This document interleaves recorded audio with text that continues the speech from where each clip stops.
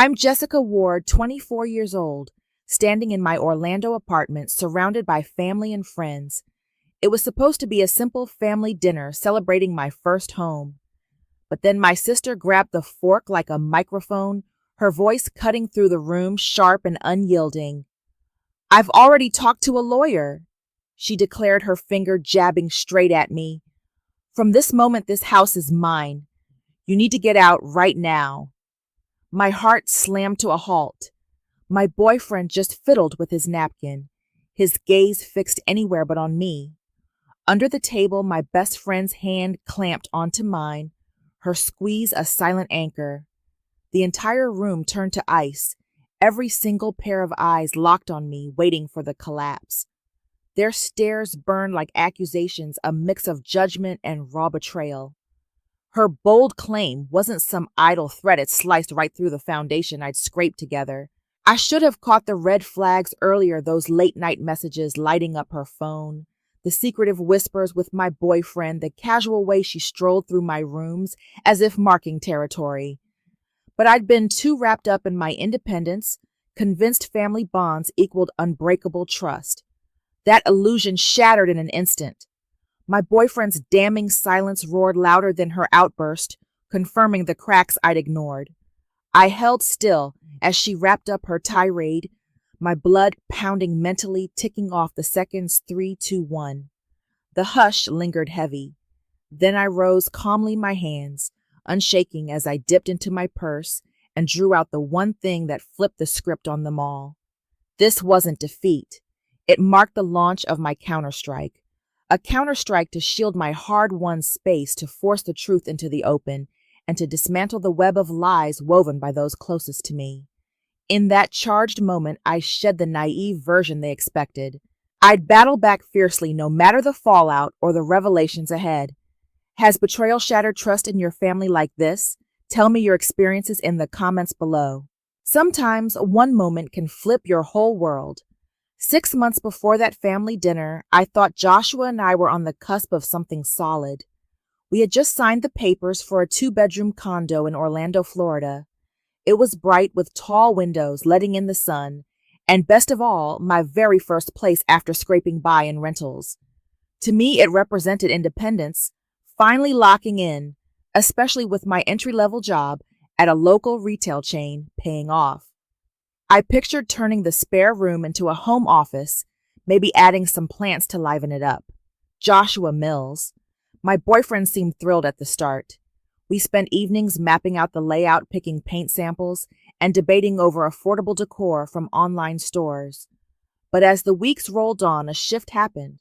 Joshua began distancing himself. He'd arrive home late, his phone vibrating nonstop, his attention stuck on the display. When I questioned who was messaging, he'd brush it off with just work stuff. I tried to buy it. My schedule was hectic too, and I didn't want to come off as clingy. Then my sister started reaching out randomly. Brittany King. She'd always been the domineering one, 2 years older and forever acting superior. "Have you handled the mortgage payment?" she'd text. Or, "Are you sure this condo fits your budget?" Her probes felt like digs implying I couldn't manage my own affairs. I shrugged them aside, figuring it was her typical overstepping. But it escalated. One weekend, I returned from errands, bags in hand, to find Brittany in my living area. She held a tape measure critiquing my blinds as if she ran the show. "These need replacing," she stated flatly, barely glancing my way. I stood frozen, my gut churning. "How did you get inside?" When I pressed, she dismissed it. Joshua handed me a key, said it was no big deal. I was furious, but held back, not wanting a blow-up while settling in. That evening, I confronted Joshua about the key. He muttered about family pitching in and switched topics fast. His phone buzzed once more, and he flipped its screen down. The unease stuck with me. Brittany's messages kept pouring in, each more invasive. "You ought to refinance that loan," she suggested. "I have a contact for a lower rate." How did she know details about our financing? I hadn't shared a word. When I brought it up to Joshua, he said she's only being supportive. Jessica, chill out. But chilling wasn't an option. The way Brittany referred to my condo like her project creeped me out. Amanda Pierce. My best friend from high school noticed my stress. We grabbed lunch one day and I unloaded it all. Joshua's withdrawal, Brittany's constant interference. Amanda's brow furrowed as she sipped her soda. Jessica, this isn't right. Brittany behaves like she has a claim on your place. Keep an eye on her. I agreed, though. Inside, I resisted thinking my sister meant harm. We'd shared a lot growing up, from late-night chats to shared vacations. Yeah, Brittany could be pushy, but scheming I wasn't there yet. Still, Amanda's advice lingered.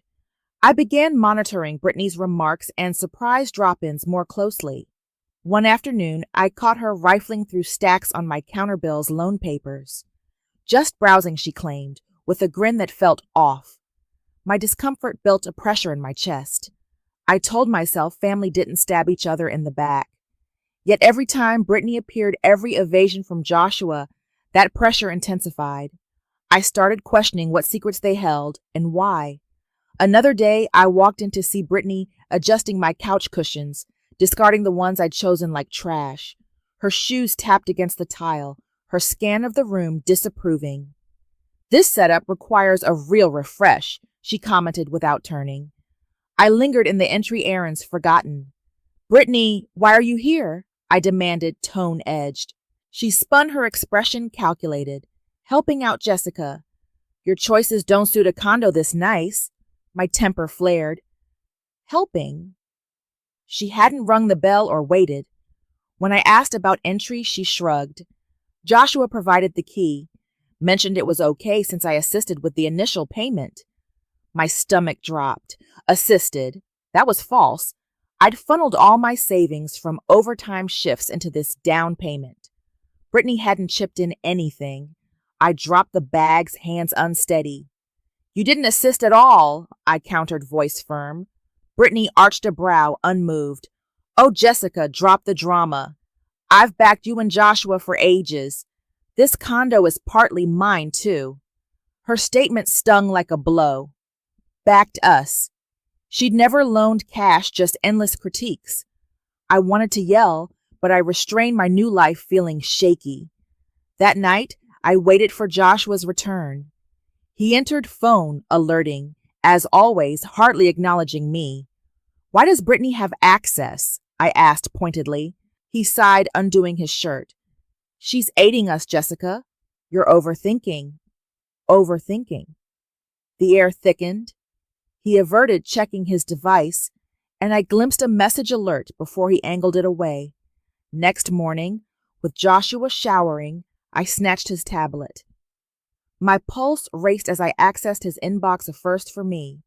There, it sat a chain with Brittany labeled condo files. He'd forwarded her our financing agreement, the one I'd signed alone due to Joshua's shaky credit. Why share that, fingers shaking? I skimmed their exchanges. Keep it from her, Brittany typed. We'll manage. Manage what I captured a shot on my phone. Thoughts whirling. This went beyond nosiness. It smelled like a scheme. I phoned Amanda and met her at a cafe near work. Over sandwiches and tea, I detailed it Brittany's intrusions. Her payment, lie the key, the messages. Amanda's eyes grew wide. Her bite paused. Jessica, something's wrong. Brittany acts entitled to your condo, and Joshua enables it. Review those papers. Ensure no alterations. Her words chilled me. Review the papers. I hadn't considered tampering. And document everything, Amanda urged, tone resolute. Every message, every drop-in, every oddity from Brittany. You need evidence. I swallowed hard, the word evidence weighing heavy like gearing for conflict I dreaded. Back at the condo, I began archiving. I screenshotted Brittany's text. Her recent one, repaint those walls, Jessica. I know a painter. I stored the image of Joshua's message to her with our agreement. I even jotted her visits in a notebook, like when she arrived with fabric swatches declaring, I'm prepping for when this is under my control. Under her control. The phrase echoed, chilling me further. I felt displaced in my own space, edged out by my sister and boyfriend. Nights I'd stare at the ceiling, hand on my phone, sensing my haven turning hostile. With Brittany holding a key and Joshua's hidden agenda stacking, it resembled a setup. I didn't know their endgame, but one certainty: I wouldn't surrender my place without resistance. 1 week after archiving those initial clues, I couldn't shake the dread. Brittany's words about the condo being partly hers replayed in my mind, fueling my resolve. On a quiet Tuesday while Joshua was at the gym, I grabbed his phone from the counter. It was unlocked, a careless mistake on his part. My fingers flew as I opened his messaging app. The thread with Brittany jumped out, titled Condo Plans. Dozens of exchanges stretched back months. Jessica's oblivious Joshua had written, "Once we edge her out, the condo's ours to flip." My breath caught hands trembling on the device. Not just interference, but a calculated plot to seize my property. I scrolled further, each message a gut punch. Brittany replied, "She doesn't merit it. We'll sell and split the proceeds." Joshua added, "Keep distracting her. I'll deal with the details." Tears stung my eyes, the screen blurring. They weren't merely nosy, they were conspiring to dismantle my achievement. Every delayed arrival, every evaded query, every smug visit from Brittany, it all clicked. I felt the floor vanish, betrayed by my boyfriend and sister, unraveling the stability I'd fought for. I couldn't challenge Joshua immediately. I needed solid proof.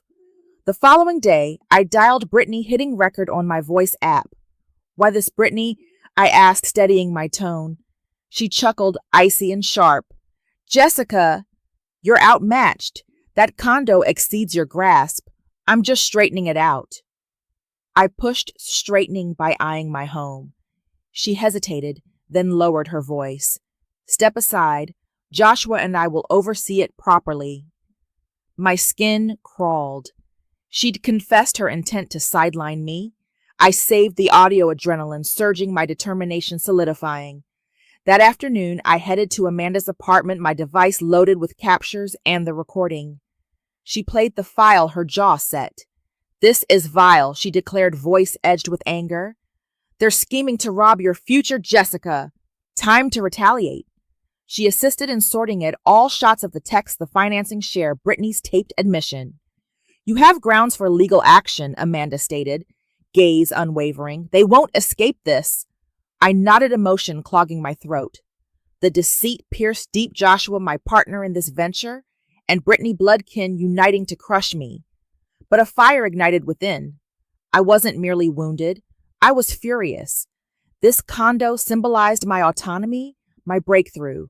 They'd misjudged me, and I refused to remain passive. I gathered my essentials and relocated to Amanda's the next morning. The Orlando humidity clung. As I departed the space I'd earned, each step heavy with finality. Coexisting with Joshua post-revelation was intolerable. Amanda embraced me firmly, her guest room prepped with linens and a lamp. "You're secure here," she affirmed, tone resolute yet warm. That same day, I consulted a lawyer in a modest downtown firm. I presented the lot: Brittany's bogus down payment assertion, her unauthorized entries, the messages swapped with Joshua on our loan, and the audio of her conceding the takeover bid. The lawyer, a sharp woman in her 40s, tapped her notes. "This warrants attention," she noted. "We can pursue Brittany for deceit and attempted property fraud, and Joshua for breaching confidentiality by disclosing the docs." My heart thumped, but her assurance sparked hope. Days later, my notifications exploded. Brittany had blasted a rant on social media charging me with ditching Joshua and incompetence in ownership. "Jessica bolted on her boyfriend, stranding him broke," she posted. "She forfeits that condo." My insides twisted reading the fabrication's comments flooding from unknowns and loose connections. Some branded me self-centered, others doubted my judgment. The sting of her smear campaign burned fiercer than anticipated. My sister framing me as the antagonist. I itched to counter, to broadcast the facts, but Amanda halted me. "Stay off it," she advised, palm on my arm. "Combat with evidence, not online spats." I inhaled deeply, heeding her counsel, though the exposure seared. At the store, Nicole Cole, my shift colleague, cornered me during break. I uncovered something she murmured, passing a printed exchange. It was from Brittany to a nearby property firm, asserting co-ownership of my condo and seeking a deed shift. The form brimmed with falsified info, my signature, altered convincingly a phony transaction log. Snagged this from a contact there, Nicole explained, eyes keen. Brittany's pushing this covertly. Hands quivering, I scanned at her boldness sinking in. Nicole's find was crucial verification of Brittany's scam. I expressed gratitude, voice wavering, and forwarded the print to my lawyer pronto. That night, I arranged a meet with Joshua at a park by Amanda's. I craved clarity, and on tape. My recorder pocketed as he neared, expression taut. Why Joshua Hart, I probed firm yet low. Why Brittany? Why my condo? He fidgeted, dodging my stare. It spiraled, he grumbled. Brittany and I, it evolved. She proposed flipping the condo, dividing the cash. My chest constricted, but I held composure. You aim to oust me, I stated. He didn't refute, his quiet affirming it all. I botched it, Jessica, he admitted eventually, but Brittany drove it. I halted, the tape pulse racing. His raw admission was potent, another asset for my pursuit. At Amanda's, we laid out the proof on her table, the solo sign loan, Brittany's audio own-up, Joshua's text, Nicole's image, the bogus property mail, and now Joshua's confession. Amanda filed them neatly, labeling each. This is ironclad, she asserted.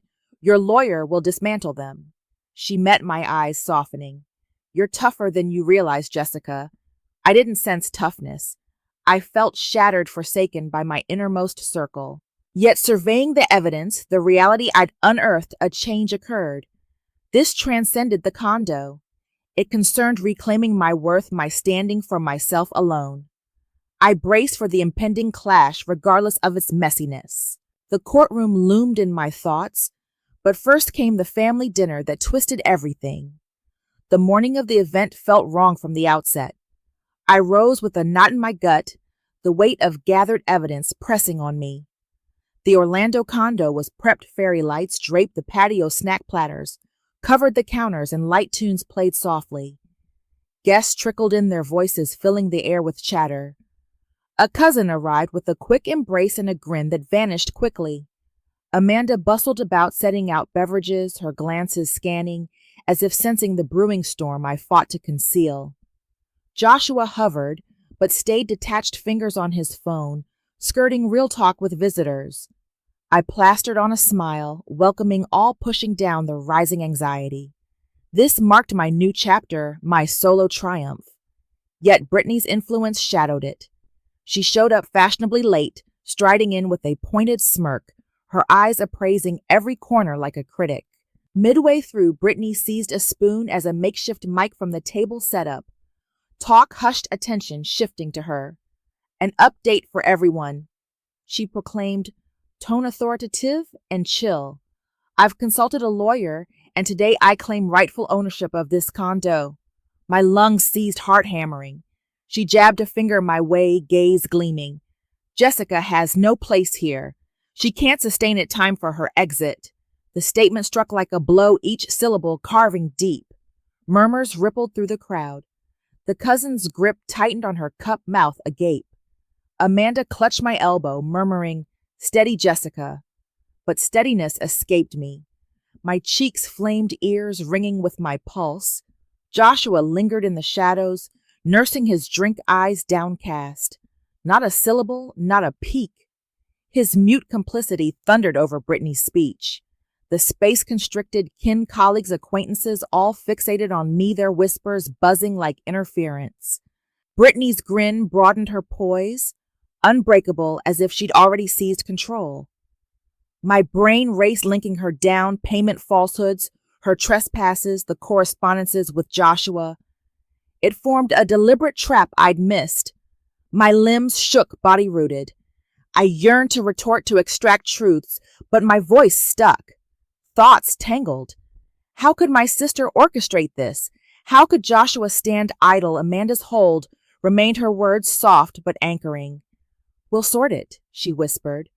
The cousin's gaze met mine, brimming with disbelief, fingers white-knuckling her glass. The assembly's mutters swelled, some shifting, awkwardly, others edging closer, anticipating my shatter. Brittany stood erect, chin high, challenging any rebuttal. But mobility failed me, speech evaded. The burden of her assertion, Joshua's disloyalty, and the scrutiny of my circle anchored me. My sanctuary, my refuge, slipped away, powerless to halt it. A few days post-dinner, Brittany's declaration haunted me nonstop. I lounged on Amanda's sofa, palm on my phone, sensing faint alerts. The patio lights from the dinner mocked the ruined festivity. Joshua scarcely appeared, departing early, returning tardy, device ever active. I attempted work focus, but my thoughts looped to that evening, to his wordless stance as Brittany shamed me. Then, Thursday, Nicole texted vaguely, "Meet for coffee about Joshua." My stomach flipped, but I consented, praying it minor. At a cozy spot near the mall, Nicole pushed her phone over. "Spotted them yesterday," she said quietly. Joshua and Brittany at a downtown lounge. The pic showed them huddled, her palm on his sleeve, faces close. My neck tightened. Nicole paused, then displayed a snapped chat from Joshua's screen. To Brittany, Jessica's clueless. Post push out condos hours. My grip faltered, staring at the text. Beyond betrayal, a scheme to claim my asset. Nicole's expression softened. "Sorry, Jessica. Needed to inform you." That evening, with Joshua dozing, his phone lay open on the stand, a rare lapse. Heart thumping, I delved into his chats with Brittany. Volumes dating back. She merits nothing Brittany penned. Hours to command. Joshua, distract her. I'll orchestrate. Chest aflame, vision misty. They plotted not just against me, they aligned to wreck my setup. Confrontation waited. More ammo required. Next morning, I rang Brittany again, recording engaged. "What's your game?" I queried evenly. She scoffed coldly. "Jessica over your head. Condo $2,000 for you. Resolving it." I drilled resolving via theft, voice dropping, yield. Joshua and I handle. Blood iced, another admission of eviction plot. I preserved the file pulse, quickening, grit firming. Met Amanda at her spot later, phone brimming with fresh shots and audio. She audited the new recording, fists clenched. Repulsive, she spat fiercely. "Stealing your independence, Jessica." Strike back. She aided organization, prior text lounge pic from Nicole, my solo loan, Brittany's dual confessions. Ample for counsel, Amanda affirmed steadily. Can't slip away. Throat tight, I assented. Hurt morphed to rage. My condo, my milestone. Underestimated, done as their tool. I packed a bag and slipped out to Amanda's that very night, the Orlando streets blurring past as I drove. Living under the same roof as Joshua, after uncovering his schemes, felt like poison. Amanda opened her door with a knowing look, pulling me into a hug before leading me to the spare room she'd readied with fresh sheets and a stack of towels. "Stay as long as you need," she said, her voice a mix of concern and steel. I collapsed onto the bed, the weight of the day crashing down, but sleep evaded me. Instead, I replayed the fresh audio from Brittany, her voice dripping with entitlement. The next afternoon, I met with Kimberly Reed, the lawyer I'd contacted earlier, in her compact office overlooking the city. I spread out the expanded files, Brittany's invented contribution claim, her repeated intrusions, the ongoing message threads with Joshua about the loan docs, both of her recorded slips about taking over the lounge photo from Nicole showing their close huddle, the falsified property transfer form riddled with my doctored signature, and Joshua's part confession about the flip and split plan. Kimberly leaned back, her pen clicking as she reviewed. "This builds a strong case," she confirmed. "We can hit Brittany with charges of fraud and intent to forge ownership records, and Joshua with aiding in privacy violation through sharing sensitive financials." My nerves steadied at her words, a spark of empowerment cutting through the fog. She outlined the steps filing the suit, gathering affidavits from witnesses like Nicole, and then preparing for potential counters. 2 weeks later, my feed lit up again. Brittany had escalated her online assault posting, another thread twisting the narrative. Jessica abandoned Joshua without warning, leaving him in the lurch, she ranted. She's unstable and shouldn't hold that condo. Comments poured in, some defending her version, others piling on with assumptions about my character. The public dragging felt like salt in an open wound, my own sister amplifying the humiliation. I resisted replying, channeling the energy into bolstering my case instead. At work, Nicole approached me in the break room with another lead.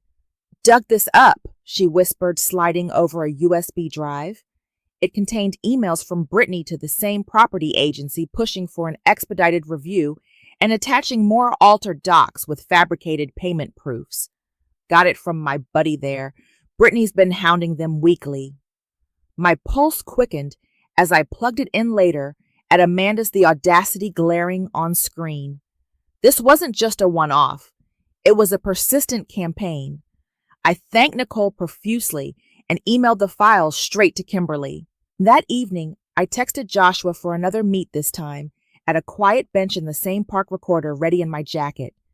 He showed up, disheveled eyes darting. "We need to talk more," I said, flatly masking the storm inside. "About those emails to the agency." His face paled, shoulders slumping. "Brittany handled most of that," he muttered. "I just went along." I pressed, went along with the forging my name, with selling my home behind my back. He shifted uncomfortably. "It got out of hand. She convinced me we'd profit big payoff debts." My voice hardened. "You both planned to erase me from the equation." He hung his head, not denying. "I'm sorry, Jessica, but Brittany led the charge." I stopped the recording, his second admission, adding another layer to the arsenal, raw and incriminating. Back with Amanda, we pored over the updates at her kitchen island. The original loan, in my name. Only Brittany's dual audio reveals Joshua's text, and now his follow-up confession, Nicole's photo, and the new email chain with even more forged elements. Amanda cross-referenced them against Kimberly's checklist, her efficiency a lifeline. "This seals it," she said, stacking the folders. "Kimberly will crush them in proceedings." I leaned against the counter, exhaustion mingling with a growing fire. I didn't feel unbreakable yet, but the pieces were aligning. This fight extended beyond reclaiming the condo. It was about asserting my boundaries, refusing to be diminished by their greed. As days turned to weeks, Kimberly filed the paperwork serving notices to Brittany and Joshua. Their responses came swift denials laced with accusations, but the evidence stack towered. Brittany called once, her tone frantic for the first time. "Drop this, Jessica," she hissed. "You're ruining everything." I hung up without a word, adding the call log to the file. Joshua texted pleas to talk it out, but I blocked him, focusing on the horizon. Living at Amanda's brought clarity. Her support reminded me I wasn't alone in this unraveling. One evening, as we shared takeout, Amanda raised her glass. To justice, she toasted. I clinked mine, a small smile breaking through. The road ahead loomed tough with depositions and potential court dates, but for the first time I felt equipped. They'd tried to strip my foundation, but I'd rebuilt it stronger, piece by irrefutable piece. The hearing room was quieter than I'd imagined, sunlight streaming through tall panes, throwing long shadows across the polished wood. I sat next to Kimberly, my fingers laced tight in my lap, the compiled dossier heavy beside me. Across the aisle, Brittany and Joshua perched rigid, their eyes anywhere but mine. Kimberly rose, her delivery crisp, as she laid out the charges. She projected the evidence, the message chains between Joshua and Brittany, scheming to displace me and sell the condo, both audio clips of Brittany admitting her takeover intentions. Joshua's dual confessions from our park meets the lounge snapshot from Nicole, capturing their collusion, and the chain of forged emails to the property firm with my manipulated signature and invented records. Each item stacked like unyielding blocks, impossible to topple. The judge's expression stayed neutral, but I noticed Brittany's fingers fidget, her facade cracking. Joshua's face tightened, stare glued to the floor, echoing his silence at the dinner. When their side spoke, Brittany's counsel argued good intentions, framing the condo as a shared venture. Joshua's rep claimed the dock shares were mere safeguards for Brittany's supposed stake. Kimberly tore through their defenses, highlighting the forgery timeline and the lack of any legitimate claim. The judge leaned in, voice cutting, as she grilled Brittany on the emails. Brittany, faltered cheeks reddening, stumbling over excuses for the fake signature. Joshua offered zilch, no rebuttal. After tense hours, the ruling came. The condo belonged solely to me, no claims from Brittany or Joshua. The gavel's echo lifted a burden from my shoulders. I glanced at Amanda in the back row, her thumbs up steady and affirming. But the judge pushed further. Brittany's email forgeries sparked a fraud probe, whispers trailing her from the room as her standing in our circle eroded. Folks who'd bought her social posts now distanced themselves, her credibility shattered. Joshua faced orders for restitution damages over the privacy breach, a monetary blow that drained his color. Immediately after, in Kimberly's office, I inked the breakup papers, severing ties with Joshua for good, my signature firm despite the lingering sting.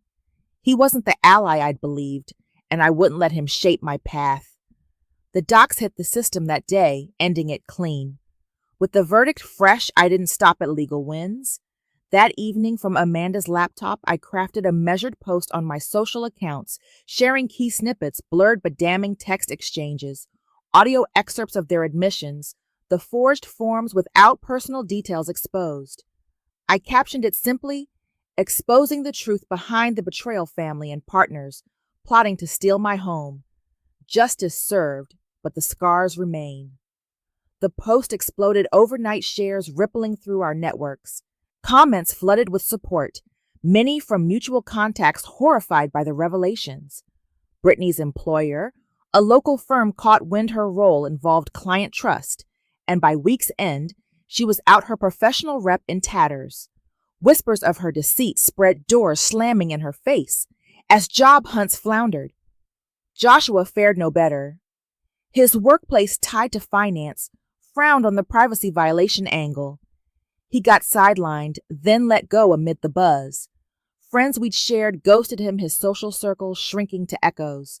Texts from both poured in, Brittany's pleading for mercy, Joshua's apologies laced with regret, but I deleted unread, blocking them permanently. One last call slipped through, from Brittany, voice cracking. "Jessica, you've destroyed us. Please take it down." I paused, the power in my hands, but replied coolly, "You destroyed trust first. This is consequence." Then I hung up. No reconciliation, no second chances. They'd lost jobs, allies standing everything they'd gambled on my downfall. Watching their worlds crumble from afar brought a grim satisfaction. The revenge not violent, but thorough, leaving them to regret in isolation. Amanda helped me box up remnants from the old condo, her encouragement a constant. We loaded my car, a reliable sedan, with essentials, driving to a fresh rental nearby, smaller, but mine alone, with sunny views and a quiet balcony. Unpacking her jokes lightened the air as we arranged shelves and hooked up lights. Brittany and Joshua vanished from my orbit no more, reaches no feigned remorse. I didn't crave it. The deceptions, the public shaming, the calculated grabs, they'd aimed to fracture me, but I'd held firm. Truth had armored me, persistence propelled me forward. Now, with the condo secured and ties severed, I stepped into freedom, unburdened and resolute. Months after the dust settled, I stood in my new rental in Orlando, boxes unpacked, and the space finally feeling like a true haven. The smaller layout suited me perfectly, big windows, flooding light into the rooms, a cozy corner for my work setup, and no echoes of betrayal lingering in the walls. Amanda had helped with the move, her energy turning what could have been a chore into a fresh start ritual. We laughed over mismatched decor and celebrated with pizza toasting to independence reclaimed. Brittany and Joshua were ghosts, now their attempts at contact long blocked. No more desperate messages, no hollow apologies. I'd heard through the grapevine about their downfalls, Brittany struggling to land gigs after her firing, Joshua bouncing between temp jobs with his network frayed. Their regrets didn't touch me. They'd sown the seeds and I'd ensured the harvest was bitter. The online exposure had sealed it, a calculated reveal that stripped their facades without a single regret on my end. As I settled into this new rhythm, working my shifts and building savings anew, I reflected on the ordeal. From this mess, I learned that blind trust in family or partners can blindside you. Always verify, document, and protect what's yours. It taught me the value of self-reliance. No one else defines your worth or secures your future. To anyone listening, beware those closest who covet what you've built. Betrayal often hides in plain sight, but vigilance and truth can turn the tide. Stand firm, seek justice, and never underestimate your strength. It'll carry you through darker storms than you imagine. Thank you all for hearing my story. If it resonates, hit that subscribe button, like the video, and drop your thoughts in the comments below.